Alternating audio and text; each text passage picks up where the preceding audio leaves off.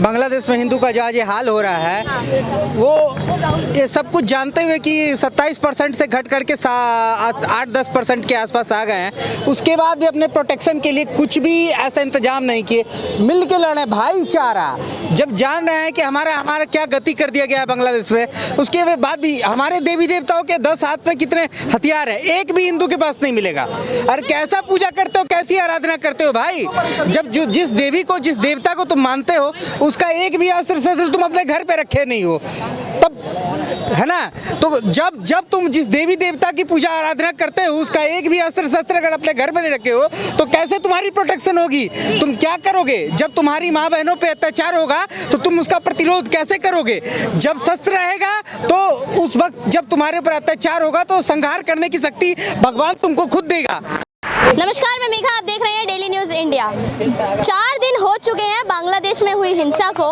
एक तरफ बांग्लादेश आज भी जल रहा है, वहीं आज बांग्लादेश से एक अच्छी खबर आई कि वहाँ के जो हिंदू संगठन थे, उन्होंने अपने लिए आवाज़ उठाई है।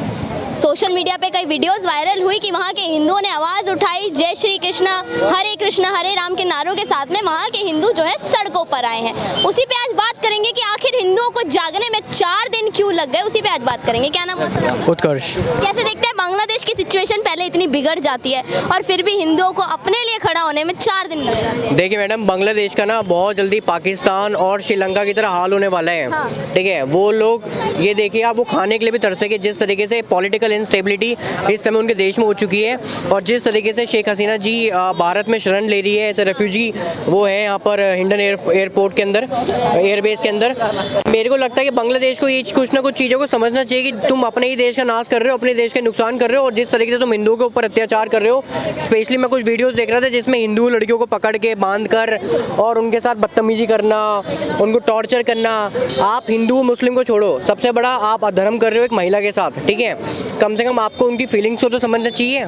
वो किसी भी धर्म से आते हो, एक महिला के साथ आप इतना मतलब इस तरीके से आप बदसलूकी कर रहे हो, इस तरीके से आप उनको पकड़ के रखे हो, इससे बड़ी शर्मनाक क्या हो सकता है? और देखिए, बांग्लादेश के वो स्टूडेंट लगते हैं आपको, जो शेख हसीना के कपड़े और साड़ियाँ पहन के और सड़कों पे घूम रहे, उनका सामान लेके, वो आपको स्टूडेंट लगते हैं? मेरे हिसाब से तो सबसे बड़ा आतंकवादी अगर कोई बांग्लादेश में, तो वहाँ के वो स्टूडेंट है, जो इस तरीके से वो लोग कर रहे हैं। प्रोटेस्ट, युवा शक्ति है, वो प्रोटेस्ट कर सकते हैं, उनके पास राइट्स है, डेमोक्रेसी बांग्लादेश में है। करने का मतलब ये नहीं कि कल को कोई भी प्राइम मिनिस्टर और प्रेसिडेंट के घर में घुस के उनको मारने की कोशिश करे। प्रोटेस्ट का मतलब होता है आप डेमोक्रेसी के अंदर रहो और उसके तरीके से आप प्रोटेस्ट करो। प्रोटेस्ट करने का एक तरीका होता है अपनी बात को आगे रखने का। ठीक है, डेमोक्रेसी का एक पार्ट होता है, ठीक है, एक कॉन्स्टिट्यूशन का पार्ट होता है। पर प्रोटेस्ट करने का मतलब ये नहीं कि आप किसी की जान लेने के लिए आप उसके घर में घुस जाओ। वो प्राइम मिनिस्टर या प्रेसिडेंट से पहले वो एक इंसान भी है। ठीक है, आप ये देखो कि आप किसी इंसान नहीं, उन्हें तो तानाशाह बोला जा रहा है, डिक्टेटर कहा जा रहा है। भाई साहब सब बात सही की है, बस 2 बात गलत कर गए। ठीक है, इन्होंने कहा महिलाओं के साथ बदसलूकी, तो भाई साहब को रिक्वेस्ट है कि ISIS की वीडियो देख ले। ठीक है, एक ट्रेंड होता है जिसे मैं बार बार बोलता हूँ कि FROG, फ्रॉग मतलब मेढक। ठीक है, मेरे यहाँ मेघा बोला जाता है, इनको भी पता होगा। ठीक है, तो जो 4 टर्म में ये शब्द का किसी चीज़ का मीनिंग समझ रहे हैं, वो बोल रहे हैं भैया ISIS वाले जो थे वो आतंकवादी नहीं थे, उन्होंने गलत नहीं किया था। ठीक है, अब बात आ गई डेमोक्रेसी की। भैया ये बताइए, डेमोक्रेसी में केवल आपके विरोध करने का ही अधिकार होता है, आपके राइट्स नहीं होते कुछ? जिस तरीके से आपको विरोध का राइट दिया गया, ठीक उसी तरीके से मुझे कानून बनाने का अधिकार दिया गया है, और मैं जो कानून बना रहा हूँ जनता के द्वारा सेलेक्ट होके कानून बना रहा हूँ। ठीक है, तो आप अगर मेरा विरोध करना चाहते हैं, आइए धरना प्रदर्शन कीजिए और चुपचाप घर वापस जाइए। अगले बार इलेक्शन आएगा, आप मुझे हरा दीजिएगा। ये बिल्कुल ये एग्जैक्टली होना यही चाहिए, जैसे ये क्या होता है प्रदर्शन। सवाल है, जब शेख हसीना ने इस्तीफा दे दिया, देश भी छोड़ दिया, उसके बावजूद वहाँ पे प्रोटेस्ट चलता है, और प्रोटेस्ट जो है रिजर्वेशन के लिए शुरू होता है, लेकिन आके खत्म हिंदू मुस्लिम। देखिए, अब इन्होंने बिल्कुल एक बात सही कही है कि प्रोटेस्ट करने का एक तरीका होता है। ठीक है, आप प्रोटेस्ट करो। ठीक है, अगर आपको किसी सत्ता से किसी को हटाना है तो आप वोटिंग के थ्रू हटाओ, जो आपकी डेमोक्रेटिक राइट है। आपको किसने कहा कि आप किसी घर में घुस के उसको जबरदस्ती आप उसको बंदी बनाने की कोशिश करो, कि उसको मारने की कोशिश करो? ये कौन सा तर्क हो गया, और ये कौन सा देश की एक राजनीति हो गई? मेरे हिसाब से जिस तरीके से वहाँ पर जो आर्मी है वहाँ की, बांग्लादेश की आर्मी अनकंट्रोल, आर्मी को मतलब कम से कम चीजों को संभालना चाहिए वहाँ पर। आर्मी अनकंट्रोल्ड की बात कर रहे हैं सर, आर्मी ने ही तो सत्ता पलट दी वहाँ की। तो वही तो मैं कह रहा हूँ, जिस भी देश का कहीं पर भी अगर पॉलिटिकल इंस्टेबिलिटी होती है और आर्मी उस देश की कॉन्स्टिट्यूशन से ऊपर बढ़ती है, क्या करंट गवर्नमेंट को दबाने की कोशिश करते हैं, उस देश का कभी भी उद्धार नहीं हो सकता। और बांग्लादेश इसका सबसे बड़ा एग्जाम्पल है। देखिए ऐसा है, ये डेमोक्रेसी, मिलिट्री, तानाशाही, चूँकि ये जो वेस्टर्न कॉन्सेप्ट है ना, ये इस कहीं एग्जिस्ट नहीं करता। और जहाँ मुस्लिम कंट्री होती है, खास करके इस्लामिक रिपब्लिक में, तो डेमोक्रेसी का कॉन्सेप्ट ही नहीं है। तो कोई भी इस्लामिक कंट्री उठा के देख लीजिए, वहाँ डेमोक्रेसी आज से पहले क्या बांग्लादेश इस्लामिक नेशन नहीं था, जो अब वो उसे इस्लामिक नेशन बनाने की बात करते हैं? भैया करीब 2 करोड़ हिंदुओं का वहाँ पे कत्लेआम हो गया। 27% की आबादी घट के 7.5-8% पे आ गई। ठीक है, इतना मास मर्डर होने के बावजूद भी आज तक किसी को कुछ नहीं दिखा।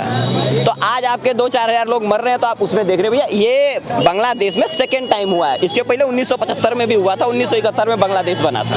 हिंदू जो है बांग्लादेश में, हिंदू का जो आज ये हाल हो रहा है, वो ये सब कुछ जानते हुए कि 27% से घट करके 8-10% के आसपास आ गए हैं, उसके बाद भी अपने प्रोटेक्शन के लिए कुछ भी ऐसा इंतजाम नहीं किए। मिल के लड़े, भाईचारा, जब जान रहे हैं कि हमारा क्या गति कर दिया गया है बांग्लादेश में, उसके बाद भी हमारे देवी देवताओं के 10 हाथ में कितने हथियार हैं, एक भी हिंदू के पास नहीं मिलेगा। अरे कैसा पूजा करते हो, कैसी आराधना करते हो भाई? जब जिस देवी को, जिस देवता को तुम मानते हो, उसका एक भी अस्त्र शस्त्र तुम अपने घर पे रखे नहीं हो, तब है ना? तो जब तुम जिस देवी देवता की पूजा आराधना करते हो, उसका एक भी अस्त्र शस्त्र अगर अपने घर में नहीं रखे हो, तो कैसे तुम्हारी प्रोटेक्शन होगी? तुम क्या करोगे? जब तुम्हारी माँ बहनों पे अत्याचार होगा तो तुम उसका प्रतिरोध कैसे करोगे?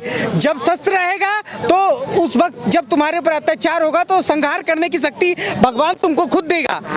ठीक है, तो सवाल ये है सर, जब प्रोटेस्ट जो है रिजर्वेशन के लिए शुरू हुआ, उस प्रोटेस्ट में उस इंसान के स्टैचू को तोड़ना जिसने बांग्लादेश को आज़ाद करवाया, शेख हसीना के पिताजी के स्टैचू की आपने वीडियो देखी होगी, किस तरीके से उस पर चढ़ के उसे तोड़ा जा रहा था। फिर शेख हसीना के साथ में इस तरीके का व्यवहार, उन्हें देश छोड़ना पड़ता है, उनकी सिक्योरिटी में खनन करते हैं वहाँ के लोग। आप किसे जिम्मेदार मानते? क्या उनको यही चीज़ें सिखाई गई है या फिर कुछ और उनको भड़काया गया वहाँ के लोगों को? देखिए मैडम, मैं तो मानता हूँ कि उन युवाओं की एक मेंटेलिटी ऐसी सेटअप बिल्डअप करी गई है, और मुझे लगता है कहीं ना इसमें किसी की भी मेंटेलिटी को बिल्डअप करने के लिए कहीं ना कहीं जो लीडर ऑपोजिशन हो गए उस कंट्री में, क्या उस कंट्री के जो कुछ ऐसे तानाशाह रहे होंगे अपने टाइम पे, जिन्हें अब मौका नहीं मिल रहा सरकार में आने का, वो लोग परेशान थे। इस चक्कर में उन्होंने पूरा प्रोपेगेंडा क्रिएट करा है कि भाई बांग्लादेश में इस तरीके से माहौल पैदा करके आप हिंदुओं के ऊपर अत्याचार करो, आप शेख हसीना के ऊपर अत्याचार करो, आप सरकार गिराने की कोशिश करो, इनफैक्ट शेख हसीना को मारने की कोशिश करो।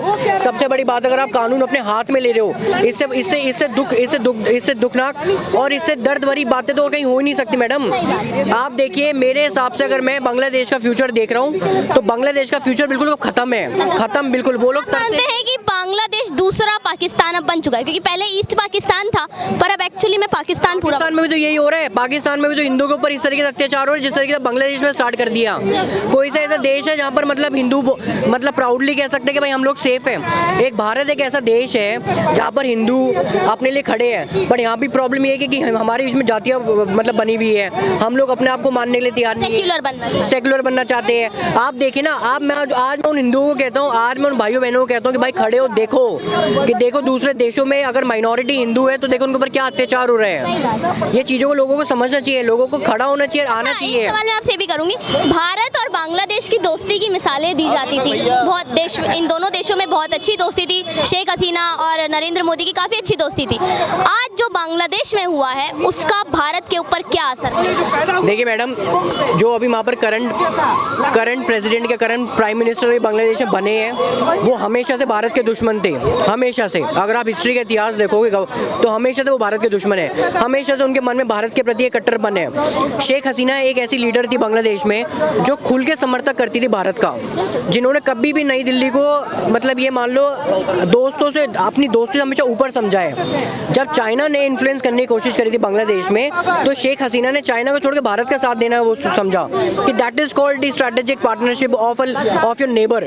ठीक है, ये एक अच्छी दोस्ती होती है, एक पॉलिटिकल स्टेबल गवर्नमेंट होती है। आज जिस तरीके से बांग्लादेश का हाल हो चुका है, मेरे को लगता है कि अब आने वाले टाइम में कि वो लोग कभी भारत को, मतलब भारत का समर्थन करने की वो लोग कोशिश करेंगे। मेरे को लगता है कहीं ना कहीं इसमें चाइना और पाकिस्तान का भी कहीं ना कहीं इन्फ्लुएंस होगा। ठीक है, वेस्टर्न कंट्रीज का भी इन्फ्लुएंस होगा, क्योंकि इस तरीके से जो पॉलिटिकल इंस्टेबिलिटी हमारे देश में भी कुछ लीडर पैदा करने की कोशिश कर रहे हैं पोजीशन में, वो ये कहना चाह रहे हैं कि हम भारत का माहौल भी बांग्लादेश की तरह कर देंगे। आप देखिए अभी कांग्रेस के एक बहुत बड़े लीडर है, मैं उनका नाम नहीं लेना चाहूँगा, कि मैं अपने मुंह से उस इंसान की उसके शब्द भी निकालना चाहता, क्योंकि मैं अपना मुंह खराब नहीं करना चाहता। वो ये कहता फिरता है कि हम लोग मोदी के घर में घुस के मोदी के साथ भी ऐसी करेंगे, एक दिन देश की जनता भी ऐसे करेगी। तो मुझे लगता है जो इस तरीके से अभी प्रोपेगेंडा बनाने की कोशिश कर रहे हैं, उनको सीधा जेल में पकड़ना चाहिए। उनके ऊपर सीधे इस तरीके से जो माहौल खराब करने की कोशिश करी जा रही है, उनको सीधा पकड़ के जेल में डालना चाहिए।